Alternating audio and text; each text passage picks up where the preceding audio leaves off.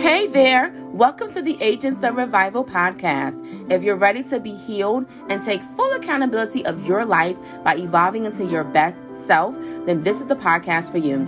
I am your host, Andrea Griffin Rogers, and I'll share with you winning steps as well as personal tips and anecdotes on how to go from brokenness to wholeness and from scattered pieces to inner peace.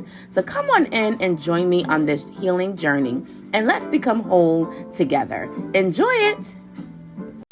Hey, what's up, guys? Welcome back. Hey, welcome back. Hey, how are you? Happy New Year. Oh my gosh. I forgot we are in a new year. I know it's not necessarily like January 1st, but it's a new year for us at Agents of Revival because we're back for season 5. Yay!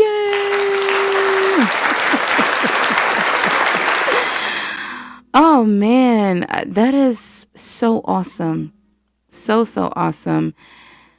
I am so excited for this season because it's just continuing to get hotter and hotter. We're just going to keep going up and up and up and up and up.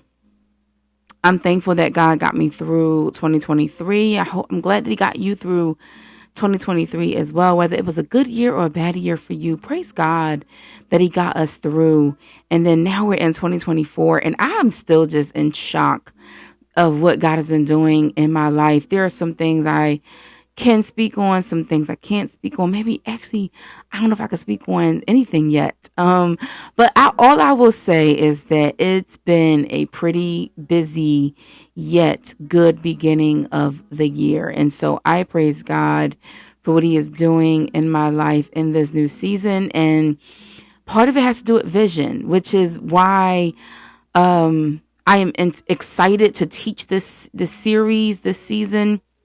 I don't know if it's going to go the whole season or not, like our last season did, our last 2 seasons actually, because we did Trigger Wars in season 3 and then we did. So if you missed any of Trigger Wars, baby, if you're dealing with some triggers in your life, go check that out. And then season 4, we talked a lot about kingdom ambassadors and what it means to be a kingdom ambassador all season long. And so this season, we're going to talk about vision so far. And, if God shakes it up and says, do a little twist, then we're going to twist and move and act accordingly. But this season, when it comes to vision in this new series that I'm introducing, we're going to talk about several things and I'm going to list them for you. I normally don't do it, but I wanted to add some clarity this time. So this season, we're going to talk a lot about clarity on the vision, whatever that vision is that God has for your life, or whatever vision that you have for your life. And that can go across the board. It doesn't necessarily mean a vision for success in terms of a career. It could be, you may have a vision for healing in your body. You may have a vision for your family dynamic and the type of relationship that you want if you're single. But if you're married, you may have a vision for how you want your marriage to go and what you want it to produce in the earth. And so clarity on the vision for your life across the board, understanding that vision. We're going to talk about that throughout this season, understanding your vision that you have, not only just the steps needed to take in understanding the vision, but your why. Why do you have that vision that you have? Why is it so important to you? Is it because you're trying to prove something to somebody else? Or is this really just something that you want for yourself for a reason? You want to impact the community. You want to help other people. I mean, what is your why? So understanding your vision. Number 3 is going to be how to operate in your vision. We're going to discuss that this season as well. So I'm telling you these things because I may not share them with you every day, but stay tuned this season in season 5, because we're going to talk in different, around different topics, but all correlating to vision and all correlating under these following key points. So clarity on the vision, understanding your vision, how to operate in your vision. The last 2 is the right team needed to see your vision grow. You need the right people around you. And whatever vision that is, again, relationship, family, career, community, church, whatever it is, you need the right team. And then lastly, how to show up and execute your vision properly, effectively, and efficiently. And so we're going to talk about all these different things this entire season. So like I said, stay tuned every day. This podcast posts every day. And so stay tuned so that you can receive your encouragement, your download, your strategy, your tips that you need to continue moving forward. So today we're going to talk about a vision to stand. A vision to stand. And I have several scriptures that I want to get to today. But first, let me start with my inspiration for this season. So at first, last year, because this is when God gave me this last year, during my last year, first sabbatical of last year, I'll say that, which was around the same time as it was this year in January 2023. And, God basically gave me an outline map of the podcast recordings that I was going to do for season 4 and season 5. And so I was like, okay, I didn't really understand why he wanted me to teach a vision series, but I was like, all right, fine. Because I was thinking on one playing field. I thought like, okay, God must want me to teach this about vision based on like just business, because I have done several studies as it pertains to business in terms of vision. And so I was like, okay, maybe God is trying to want me to teach about like kingdom business and your vision with that. But as the year progressed, and even as we came into 2024, it started to become more clear to me as to the importance of vision. And it came from my recent sabbatical and me spending time with God in prayer and fasting and just wanting to, know God, like, what do you really have for the people? What's the message for the people today? And just, all year, because there's, so many other things that I'm going to be having going on, and some that you guys are going to hear coming up. Like for one, I'm going to be teaching a course actually in a few days is the start of the course. So you still have time. If you haven't seen it posted on social media, you still have time to sign up. You can email me at AndreaGriffinRogers@gmail.com to sign up, because I'm going to be teaching a love series. It's a 4-week series every week where I'm going to be talking about love in various capacities, but the basis, of this series on love for the month of February, which is, I think universally at this point is the love month. But if it's not, I know at least in America, it's the love month. We're going to talk about loving yourself first, going deeper into how to love God's church effectively. And so if that sounds like something that you're interested in hearing and learning more about, then like I said, you can email me at AndreaGriffinRogers@gmail.com. The email information is also going to be in the bio. And so you can email me and let me know, hey, I'm so-and-so. I'm interested in joining this course. It is a free course, but space is limited because it's going to be taught online. So just, like I said, shoot me your email and let me know that you're interested, and we'll definitely sign you up. But anyway, so as I was like preparing for this course I'm about to teach and preparing for this season 5 of the podcast, I was like, vision just kept coming up in so many forms and capacities. And one in particular was like relationships with people, not even business, just relationships with people across the board. And I was seeing things I didn't like. I was also hearing things I didn't like. And then I was also just evaluating my own life and interactions that I have with people. And I was like, you know what? People need to have a clearer vision when it comes to their relationships, because so many people want to point fingers at the other person, and you want this person to be who you want them to be, to act the way you want them to act, to show up the way you want them to show up. And a lot of times the person who is pointing the finger, wanting them to be whatever that is, they're not being that themselves. And so I was like, you know what? People need to get a vision to stand on. And part of that vision to stand on is a vision within yourself. It's kind of like a standard, a vision to stand on, standard, a standard for yourself, number one. And then number two, be that change you want to see in the other person. Instead of pointing the finger at what they should be doing or shouldn't be doing, what are you doing? How are you showing up? And I don't just mean in your own self-centered evaluation, thinking that you're the best, because are you listening to possibly the conversations that others are having about you? And the reason why I say that, and I know we have to be very careful with this, with discernment, because sometimes people are just saying things that they call constructive criticism, but it's really just criticism. But I'm talking about in terms of people who you trust their opinion, so to speak, and you know that they're going to give you truthful tips to help you. What are they saying about you? Are you really showing up in the best way you think you are? Or are they saying, I think you need to look at yourself a little bit better because your evaluation of yourself, your vision is a little bit blurred there. You know, I know you thought you showed up in that way. I know you thought you said it in that way, but you really said it in this way. It really came across this way. Yeah, your body language really said this.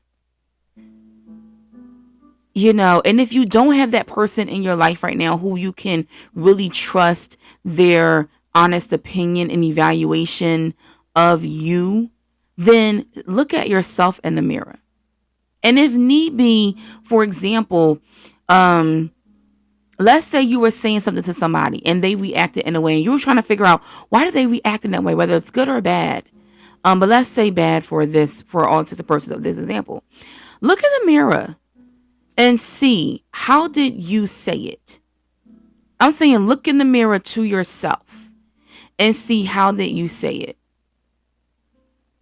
Evaluate your facial expressions. Evaluate your body movements. Evaluate even your hand gestures. Evaluate even your tone. Because are you really saying it in the way that you wanted them to receive it? And if you didn't want them, let's say, for example, to receive it in a nasty way, but they did, could it be in your deliverance? See, I have been taking a lot of time. I talk a lot about my Job Wilderness season, but even after my Job Wilderness season was up, and I went into a transition period with God and I entered into the waiting room before I've been entering into my new season. I've been taking time with God and I've called it like a revelation period where I've just had time to reflect and to really take a look in the mirror to make sure that every I basically is dotted and every T is crossed. Meaning that, God, am I really showing up in the form of you? The Bible says in Matthew 5, they were meant to be salt and light in the earth. And so am I really showing up being salt and light in the earth? Or are there still some areas in which I can work on? Are there still some areas that I can develop in and become a little bit better in? See, when we take an evaluation of ourselves, our vision becomes clearer. And in our vision becoming clearer, we're able to not only see our flaws, but then also extend grace to others because we recognize that they have the same flaws. Now, I don't mean in the exact same flaws. I mean that they're human beings and they have flaws like we do. And so when you have a clearer vision, you're able to stand on a better standard. And I know that the world talks about standards in terms of, your morals and values or your principles or even your dating preferences and profiles. But I'm talking about just part of a morals and values and principles internally of a standard. Matthew 7, which is one of our anchor texts today. Matthew chapter 7, starting at the first verse, and I'm going to read all the way through the 5th verse. And this is from the New Living Translation, reads as such: "Do not judge others, and you will not be judged. For you will be treated as you treat others. The standard you use in judging is the standard by which you will be judged. And why worry about a speck in your friend's eye when you have a log in your own? How can you think of saying to your friend, 'Let me help you get rid of that speck in your eye,' when you can't see past the log in your own eye? Hypocrite! First, get rid of the log in your own eye, then you will see well enough to deal with the speck in your friend's eye." Yeah, we got to be willing to, like I said before, take an introspective look. Look at yourself and reflect.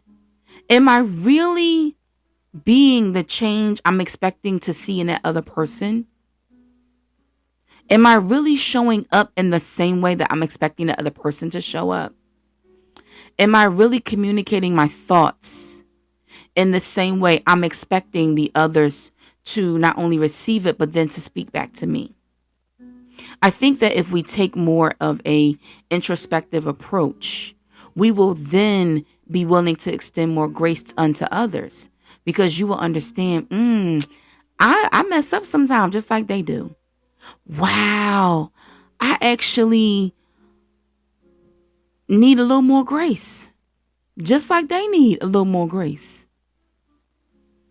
Wow, I really should extend mercy in the same way they were asking for mercy in my judgment to them. We got to be willing to take that time to look inward. Part of judging others is you're looking at what's wrong with them and what's wrong with their vision, and why don't they have a standard, and why aren't they doing it this way, and why are they, and it's a lot of whys instead of what is your standard. And as long as your vision is clear, then stand on your standard.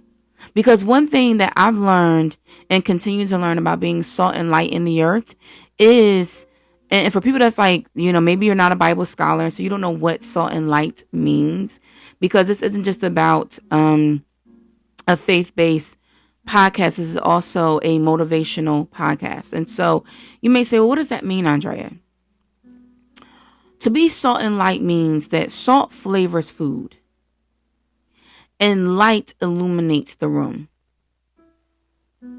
Light also inspires people. If you don't know what that means, go to a fireworks show, okay? Everybody is ooh and ah, and they are so inspired and bedazzled by the bright lights. And so if we are to be salt and light in the earth that point people back to God, and that also promote change for the better in the world, then this means that everything that comes out of our mouths should flavor the conversation in a good way that leaves people wanting more. Just like a good morsel of food. People want more of that because they're like, that was so good. I need some more of that. Can I get another taste? So when you speak, your words should flavor the environment. They should flavor the conversation where people want to be drawn to receive more from you. Same thing as it pertains to light. There should be such an illuminescence coming from you that people want more of you. Because when you're around, they feel inspired. They feel empowered. They feel bedazzled. They feel this unction that they can just do anything. Like the bright lights do when you in certain cities like Paris and New York. You're just like, oh man, I just feel like sky's the limit. Anything is possible. This is how you should be when you enter into the room. And so if you're not being that, which is okay. I mean, we all need room for development and improvement. So if you're not being that, then you have to go check your own vision and lift up your own standard and say, okay, how can I evaluate what needs to change here so that I can show up my best self? Because another thing when it comes to salt that isn't healing is when it's salt water. Now, I say that loosely because if you got a sore throat, salt water helps. But if you're not and you thirsty and you are like parched for something to drink and you go drink salt water, it's not helpful. And so you don't want to be a salty person. You don't want somebody to come and every time they sip of you, every time they experience you, every time you open your mouth, it's this bad, nasty taste in their mouth where they like, oh God, I need to drink something else because that was so salty. That was so nasty. You don't want to be that person. And so before we can look at everybody else's vision and point out what's wrong in their lives and how they need to be fixed and what they need to do. And this also ties into forgiveness, which I go in a little bit deeper in my love series. So if you join me for that course, you'll hear me talk about forgiveness because you got to unlock those forgiveness doors. And that also ties into your vision, because if your vision is cloudy, then you're having a hard time with forgiving in some area of capacity. That could be somebody hurt you, whether it be recent or in the past. But you got to be willing to forgive. Forgiveness is not about condoning what they've done, just sidebar. It is about releasing yourself so that you can breathe cleaner air, so that you can have a clearer vision to stand on. But as long as you have the tainted murkiness of that unforgiveness, then your vision is blurred. And so you're looking at the person saying, well, if they just apologize for what they've done, but if you just extend grace and realize that you may have played the villain in somebody else's story too, then you're able to say, ooh, let me deal with that log in my own eye instead of pointing out the speck in theirs. It goes into, which is the golden rule, as it says in the Bible. And it's a rule that I've loved since I was a child, and I've done my best to live by. Do unto others, or do to others whatever you would like them to do to you. How do you want people to treat you? Because again, the same measure in which you judge, you shall be judged. So, are you treating people well? Are you extending grace to them when they mess up? The same grace you want when you mess up? Because we all have messed up. And how many times have you messed up and said, oh, dag, my bad, can you forgive me? Or, oh, I'm sorry. But what if that person said, I'm not forgiving you? No. You messed up. You did this. You did it wrong, though. And you're like, I know, but it was just one mistake. Still, you did it wrong. And you're going to be like, oh, my goodness. Like, could you just calm down and give me a break? That same give me a break you're saying is the same break that somebody else is asking you to give them. And so that's why I call it a vision to stand on, because vision is within you first before it's out. And as long as you have a vision that you're going to stand on, or a standard you're going to live by, then you're able to extend that same grace to others. Now, I know there's some people that may say, well, my standard to live by is excellence. And so I expect excellence from other people. But again, if you were to poll your closest people who you really trust, will they say you always show up in excellence? Or will they say what you want to hear? Because I know some people who their response would probably be, yeah, they would say that. And I would say no. Because I've seen you, for example, lash out on somebody else. Or I was on the end of you lashing out. That wasn't an excellence. I saw you get angry. That wasn't an excellence. I saw you do something that others may view as crooked. That wasn't excellence. See, I'm giving you these different examples because I want you to really reflect and understand, what is your vision? What is the measure in which you're asking or you're judging others? How are you seeing others? Basically is what I'm saying. And then how are you seeing yourself? Because if you're not seeing yourself properly, then you will always look at others with blurred view. You will always be judging others and pointing out everything wrong with them and seeing nothing right. But, another part of having a vision to stand on, if you have a vision to stand on love, then that means that goes across the board. Even if it's somebody that does you wrong, you're willing to, something the Bible talks about, which is, hold on to what's good. You can dislike or hate what's bad, but you're choosing to focus vision on what's good. And that's the standard you live by. If you say, well, I have a standard of peace. I like peace in my home. I like peace in my environment. Are you a peacemaker or are you a peacekeeper? And baby, that's another topic for another day, because I can go in on that, on breaking down the difference in that, but I'm not going to do that right now. Just think about it. Are you a peacemaker or a peacekeeper? Are you really the one who wants peace, but you give no peace to others? Again, for every person that says they're the hero, you've played the villain in somebody's story. Before I go, I was recently watching a movie. What is it called? It's a superhero movie. I think it's Captain America Civil War or Avengers Civil War. It's one of them, because there's a lot of Avengers in the movie, but I think it's Captain America Civil War and not Avengers Civil War. Anyway, I was watching it, and so anybody that is familiar with Marvel's Captain America, then you know that Captain America was known as the hero. He's known to be the most upright, moral standing, God-fearing, saint, if you would, people call him, just a good, overall good person.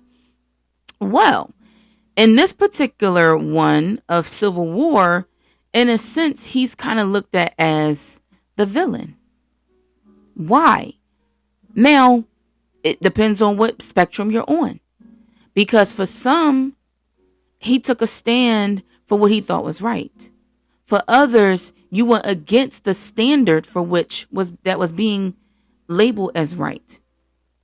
He believed that, I can tell the story because it's been out for a long time. If you haven't watched it by now, then okay, spoiler alert.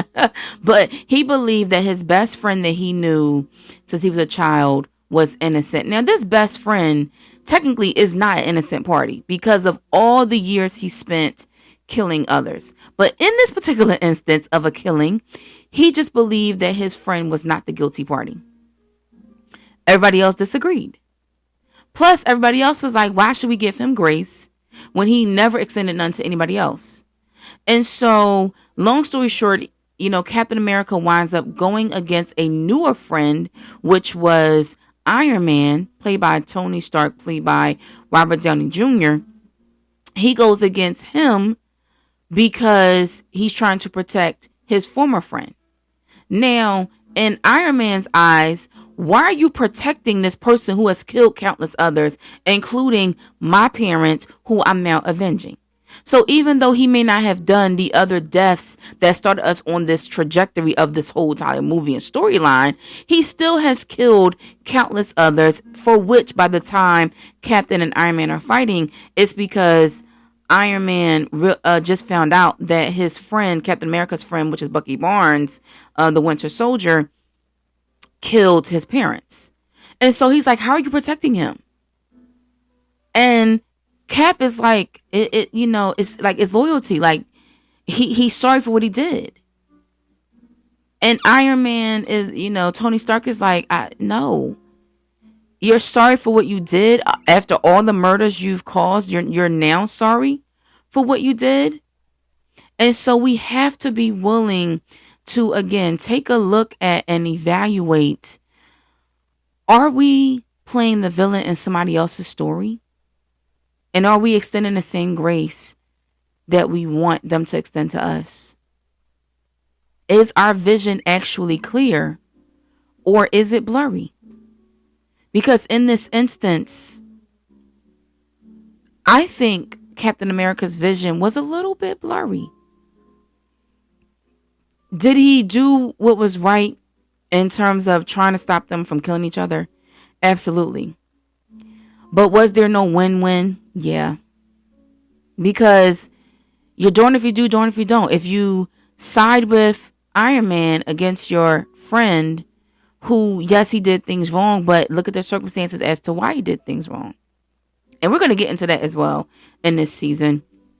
You know, everything starts with a root. We may see the fruit today, and you probably have heard me. If you've been following this podcast, you heard me talk about this before. Everything starts with the root first. There was a seed planted, there was a root grown, and then the fruit was eventually produced. What we see in the Winter Soldier's life, going back to the first Captain America movie, the first Avenger, is he, after the war, or during the war rather, he falls and the Nazis, aka Hydra, get a hold of him and they experiment on him and they change his DNA, so to speak. They change his dynamic. They change his mind into being a killing machine that just takes orders like a robot.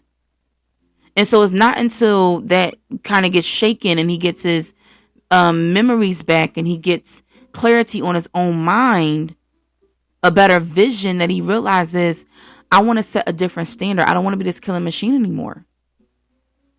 But it still doesn't erase the amount of years that he spent doing that. So he tries to go on an atonement to do better. But in Iron Man's eyes, you're still the villain. And so again, for Captain, either way, there's no win here. If I side with Tony Stark, Iron Man, which he is every bit correct in his evaluation of, this man's the villain, he killed my parents. Yeah, he did. And he killed countless other people. But it was all because of the rotten parts that came. But the core of who he was before he got experimented on is who he's trying to become once again. And so, like I said, you may have a vision to stand on, but does that vision need some adjustment? Because while you think you're playing the hero in your story, could you be playing the villain in somebody else's? Does everybody else really see it that way? Do you have room to grow? I think we all do, but I can't make that thought or decision for you. You got to look in the mirror and see the man or woman in the mirror and make that decision for yourself. Do I need to adjust my vision, my standard for which I'm standing on? Think about it. So, may the Lord bless you and keep you, cause his face to shine upon you. May the Lord God be gracious to you, show you his favor, and give you shalom, give you his peace. Take care. Love you guys. Bye now.